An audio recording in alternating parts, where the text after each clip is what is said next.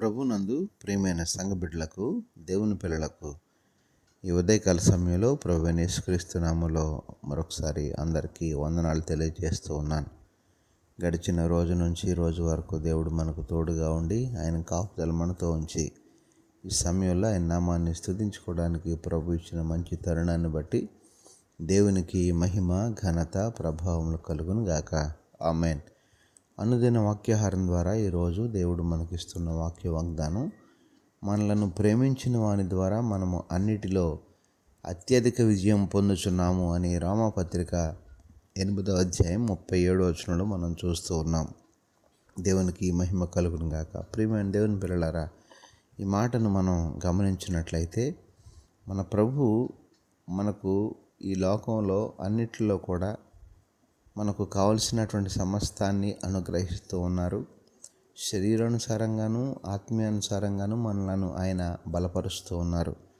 అంతేకాదు, ఇప్పుడు మనం చదివిన మాటలో మనం గమనిస్తే అన్నిటిలో అత్యధిక విజయాన్ని పొందుతున్నాము అని భక్తుడు మాట్లాడుతూ ఉంటాడు. అంటే మనకు లోకంపై అధికారం ఉంది, విజయం ఉంది, సాతానుపై విజయం ఉంది, లోక ఆశలపై విజయం ఉంది, లోక ఆచారాలపై విజయం ఉంది, ఆత్మీయ జీవితంలో కూడా విజయం ఉంది. ఈ విషయాన్ని మనం గమనించి దేవుని ద్వారా మనం సమస్తమైన విషయాల్లో విజయాన్ని పొందుకుంటామనే విషయాన్ని గ్రహించి ఆత్మీయతలో ఎదిగి ఫలిస్తూ సాతాన్ని జయిస్తూ లోకాన్ని జయిస్తూ మన యొక్క భక్తి జీవితాన్ని దేవునికి అనుకూలమైన జీవితంగా, దేవునికి మహిమకరంగా జీవించే జీవితంగా ఉన్నట్లుగా దేవుని ద్వారా అన్నింటిలో మనం విజయాన్ని పొందుకుందాం.